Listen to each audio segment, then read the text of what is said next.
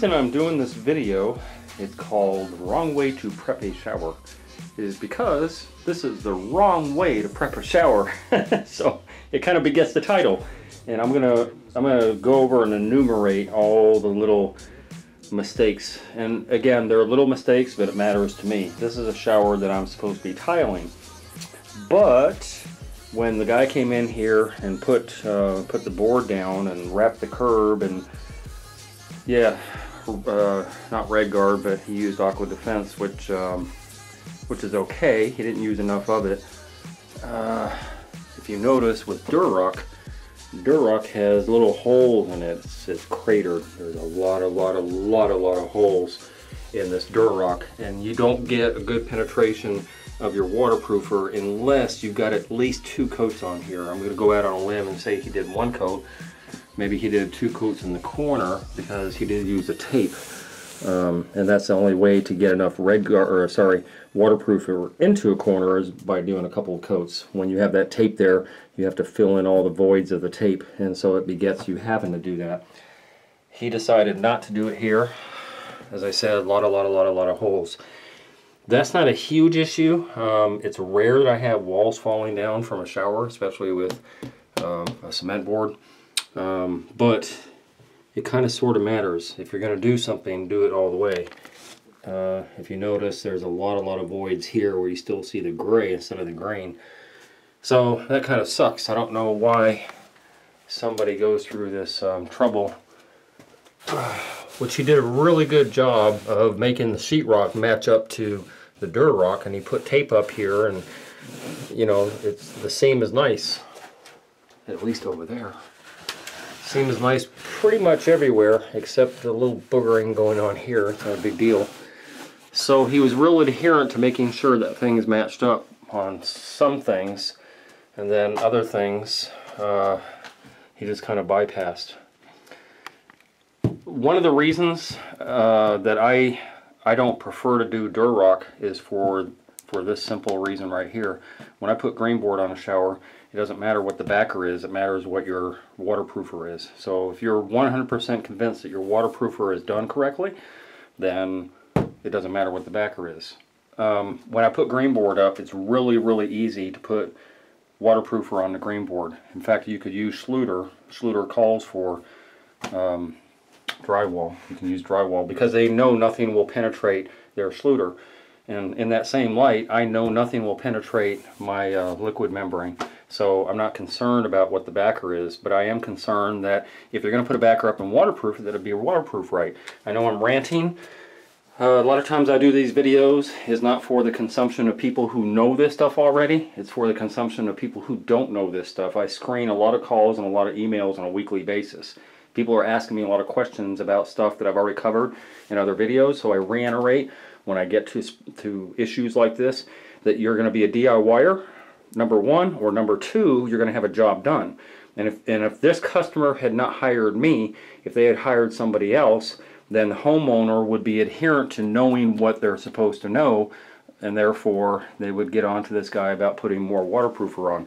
In fact, there's a whole half gallon left of this Aqua Defense.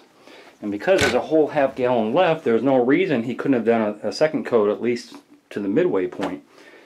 And you know, he waterproofed the curb and all that stuff outside, which is great. The bigger issue is that the backer board was really badly put on. A couple of reasons that I want to talk about. When I put, and I do use a cement board on my curbs and my benches. It's a better product for those purposes. So if you go to a couple of videos I have, you can actually Google how to build a curb. You'll find my videos.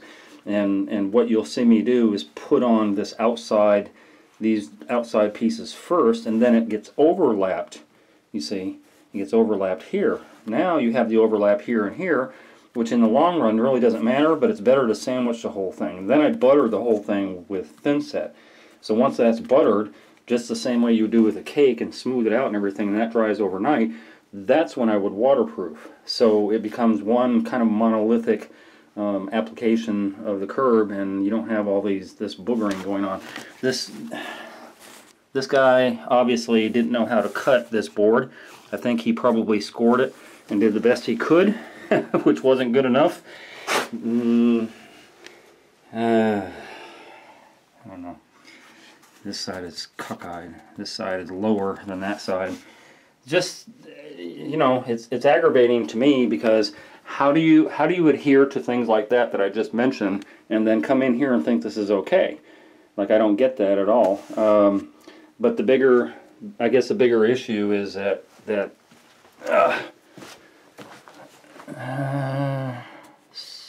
no, I take that back. It looks like he waterproofed this a couple of times. I'm not seeing any of the little, well, a couple here. But anyway, the bigger issue is that I have to overcome what he's done. I can't go back in here. You see this? See this? This sits up higher. If I stuck a marble right here, it would want to roll down this direction. And why would you do that? Like, you had a flat piece of wood to start with. So, you know, yes, you're wrapping the pan liner, but I don't know how he... I don't know. I don't know how he ended up with that higher. You know, I don't know why this is acceptable. You know, some of this stuff can be cut off, but it's just a mix match crap job, and I don't like that. I don't like following somebody else's work, because that means that I have to work extra hard to compensate for somebody else's mistakes. And so, as a DIYer, you should know that. You should know how to build a curb properly so that you're not fighting. If I have to fight to overcome this, think what you have to do as a DIYer. But also, if you're going to hire somebody, you should also know this. You should know that this is crap. If you see this, have the guy you hire tear it out, as painful as it could be, you know, and wasting time and material. It's not right. So I'm kind of glad he didn't do the tile. Anyway, on to bigger and better things. So he was adherent to making sure that the backer board didn't touch the pan, barely. But then he wasn't adherent over here. You see, there's a big old gap. I don't know if you can see it. There's a big old gap right here that could have been filled with either thin set, or he could have globbed in a bunch of waterproofer, which would have been appropriate. Another gap right here. Another gap right here. Huge gap. This is almost as long as a pencil, and I can almost fit my finger in there. That's ridiculous. Why? Why would you not notice this stuff? The gap is, I think, what he's trying to do here. He's trying to keep the board off of it. But this gap goes deeper. This gap goes deeper, and there's no waterproofer in there. So what point is there to waterproof all of this stuff and then set the tile and the thin set in, and then water wicks into this gap right up through the curb, up and over, and then you've got a wet floor? That stuff matters. I know it seems like I'm nitpicking, but it matters. When I set wallboard, I'm always about 1 inch, 3/4 to 1 inch off of the floor. I mean, he didn't do that anywhere. Well, that's not true. He did it here. But so what? I mean, what does that matter if I can't slide my tile under there? Then that gap is kind of useless. You know, I'm relegated to, because this was all FUBU'd up, I'm relegated to setting my tile up against the wall, regardless if there's, you know, a gap going on here. So, what else can I blow air about? Because I go on and on about these mistakes matter. These little tiny mistakes that you think I'm nitpicking on as a tiler matters when you come in behind somebody, and that's why, again, I'm reiterating the reason why I'm nitpicking this stuff. There's the stuff that you don't think of if you're not a tiler. You don't think of, well, how am I going to make this work? And one of them is this fluter strip. So for whatever reason, he decided he was going to end his tile at the wall, although he slopped a bunch of this Aqua Defense outside of the wall, which kind of sucks for the homeowner because they got to clean that up. And again, I don't know why he would decide he's going to put a Schluter here, or how he was going to marry the curb tile along with this outside tile for the curb and into with the shower. I don't know what he was thinking. The Schluter strip is literally glued in there with thin set. I'm going to take this out anyway. Hold on a second. For those of you that are not aware, Could this have worked? Possibly, but it's not really the way that it's supposed to be done. The Schluter strip is not set first. The Schluter strip, well, I don't know how other tilers do it, is set last. So as you have tile, let me see if I can find a piece. As you have tile going up to the edge, you see, so this is a foot-long tile, you're going to back butter your tile and onto your wall, thin set, all the way up to about an inch shy of where you're going to end, right? And so your tile gets stuck up there and there's going to be a void. There's going to be that inch void where there's no thin set on every single one of your tile going down. And all your tiles should match up straight, no matter and regardless if it's level, depending on what you're dealing with, but you know, yes, it should be level. Anyway, when you're finished, then this strip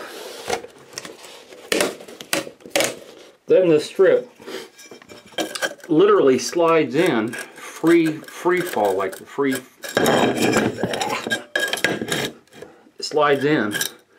In other words, you just push it in into all the tile prior to putting a bunch of the thin set. So you stick your thin set, you stick it in all the pieces of tile coming down, you know, you push it in good, and then you set your Schluter inside of that. And to hold it in place, if you want to, you put a couple of screws out here to hold this Schluter in place until it dries. But that's the proper way to set it. That way you know that your tile is flush with the transition strip. There's no way this tile would have ever been flush. Any tile would have been flush with that transition strip because I got to do thin set. I got to back butter my tile and I got to set thin set on my wall. So the end result would have been something like that. You would have had a bump out of your tile from your transition strip, and that's the reason you do it after you tile, not before. But I'm not going to be using this anyway. This was a total waste of money because it's pointless. I have applications for transition strips when they're needed. This isn't needed. I have a doorway here. So the edge of the doorway will end the tile. And then I'll put a little bull nose right up here. This little 4 or 5 inches, we'll get a bull nose up there. So the tile will just run all the way up to the door edge. There's no point of having that there. That just causes a problem. It's not a solution to anything. And there'll be bull nose on the outside of this wall. Could you put a Schluter strip on the edge here, this factory edge of a tile? Yes, you could put a Schluter strip here. Or you could double bullnose, which I don't like doing. My bullnose sits here, and then the tile butts up against that bullnose, so it's a nice kind of rounded transition. This edge is never seen, and then the discrepancy, if any, is filled in with grout all the way down. So, you know, it looks pretty. So that's it. That's all I have to say about the prep. Prep matters. And the biggest issues that are going on here is you're trying to stop something from happening. You're trying to stop water from penetrating into your wallboard because, yes, even though it's cement board, it will wick up water and you will have mold and mildew behind there, and it could rear its ugly head, the mold and mildew, on the other side of the wall because that's just sheetrock, and it could get into that sheetrock and yada yada yada. So there's a reason to do this stuff right. It's not just because, you know, oh, it must be done that way. Here I'm explaining to you why these things are important and why it makes my job harder as a tiler to go behind somebody else's prep. As I said before, I have a lot of calls that come in on a daily basis sometimes. Oh, by the way, if you're going to call me, please pay attention to my link below. I always highlight that in the first response of all my videos. There's a Patreon link and a PayPal link. If you're going to call me, please put some money on my PayPal account first before you call me, because just today alone I screened, I think, 4 different phone calls, and it's not even for work, it's just people that have questions. And it just takes up a lot of time, and I've been doing that for years, and I'm asking you, don't call me unless you put some money on my account. It makes me feel better about answering your questions. But I try and answer all the questions that I get on videos. So there is a feel. I've been asked maybe, I don't know, 4 or 5 times in the last few months, why do you have to have that gap from the wallboard to the shower floor? If you're putting RedGuard in there, if the bottom of your backer board, no matter what it is, if the bottom is already RedGuarded anyway, then why does it matter that it's sitting on the floor, which is also RedGuarded? or waterproofed as it were. So why does it matter? It can't wick up water.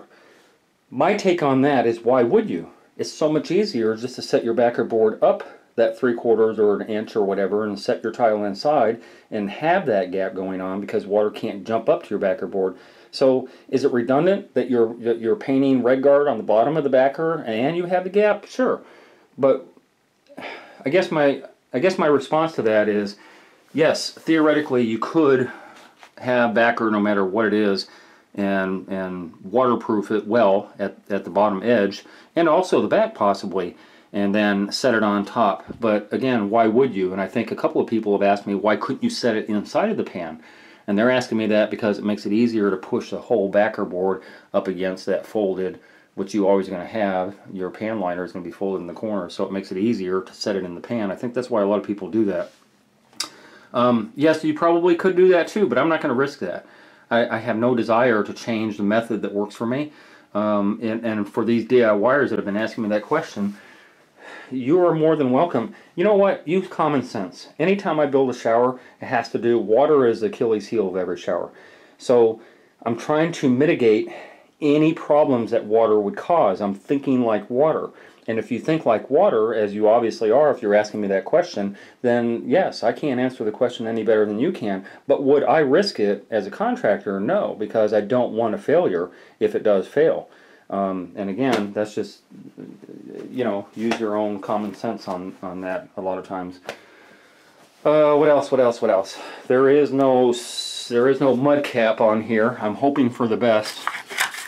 This is part of the mud cap, but it's not the whole kit and caboodle.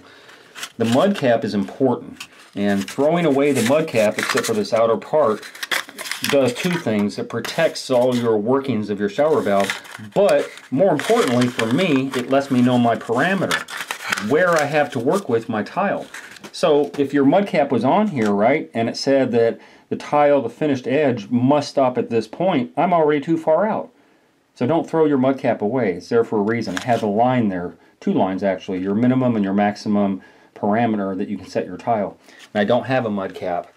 And what shower valve is this? I'll make it work one way or the other. But the point being is that it's a total guessing game at this point, whether or not they set this at a proper distance coming out. It could be too far out or it could be too far in. Either which way, don't throw your mud cap away. If you're a DIYer or if you're a contractor, if you can see brass, there's something supposed to be there to hide the brass. That's the whole point. So, without rambling too much longer. This is almost smooth. I think I interrupted myself before I was going to speak about this Durarock. When I was talking about this, he doesn't know how to cut it. I think he scored it and snapped it and tried to do the best he could. That kind of looks like what happens here. For those DIYers and people who want to know, if you have a skill saw, a circular saw if you will, you can take this board outside and cut it. You draw your straight line, make sure it's straight, and then just follow your guide, same as you're cutting wood. That is going to be very dusty, so you must do it outside, but it's going to give you a nice straight edge to where you don't have all this bump out and all this yeah, I got to overcome that too, where you don't have this going on. Look at that. So it's bumped out here. So I got to scrape some of this off, and this more specifically, you know, just do it right. You know, think through some of this stuff. I don't know. I think, again, some homeowners are more adherent to specifications than some contractors are, and I don't understand why.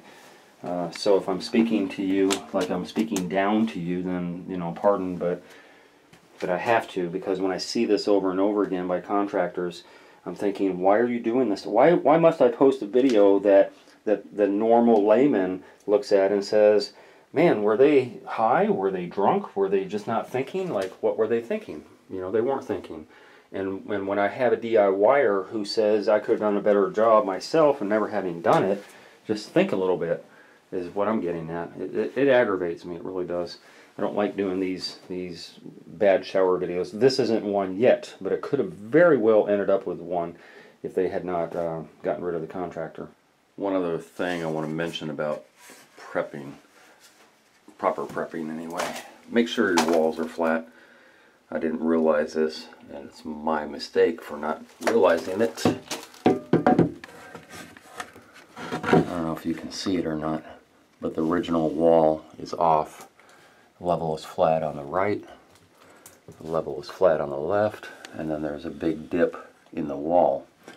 So when this guy came along, guess what he did? He replicated it, but he replicated it to a fault, like the gap is much larger.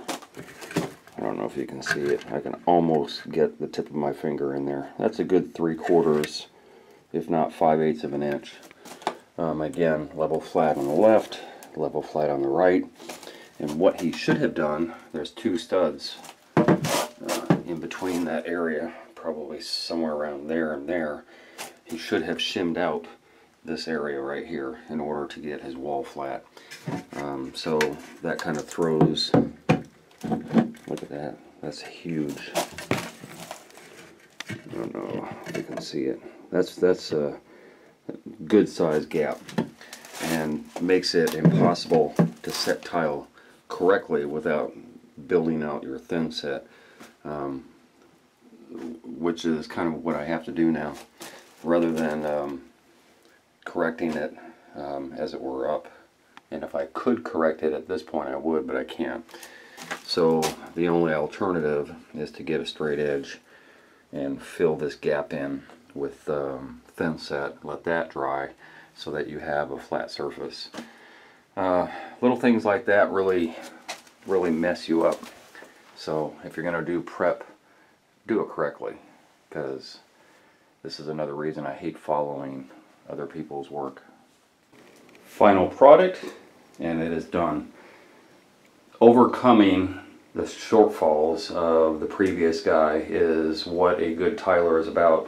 And it's not even about patting myself on the back and saying, hey, you know, this is a great job, because I've been doing this a long time and every job to me is a great job. The issue here is things aren't perfect. There are some minor issues, but again, they're very minor. You're not going to see, like my bad video job, you're not going to see profound stuff. When you are up against the wall and trying to work with what was there already, that's where the skill comes in. And if you don't have that skill, don't try and do something like this on your own, because it's not going to turn out good. And this guy who prepped this would definitely not be able to end up with the outcome that I had. And even if he did, it might have taken him 2 or 3 weeks to figure it out. So that's kind of the point of the video, is to know what you don't know. And a lot of what I showed previously shows you all the discrepancies that were going on. And that's all I have to say about that. I'm out of here. I hope you enjoyed that video. If you did, then subscribe. Hit that button and subscribe. I make nothing off of YouTube, so please be a Patreon member.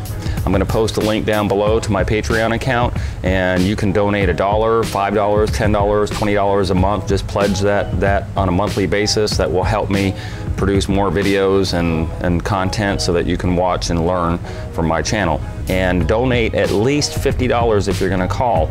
If you're going to call for advice, donate to my PayPal, please. Donate first, and then feel free to call me or email me for advice. Otherwise, business calls only, please.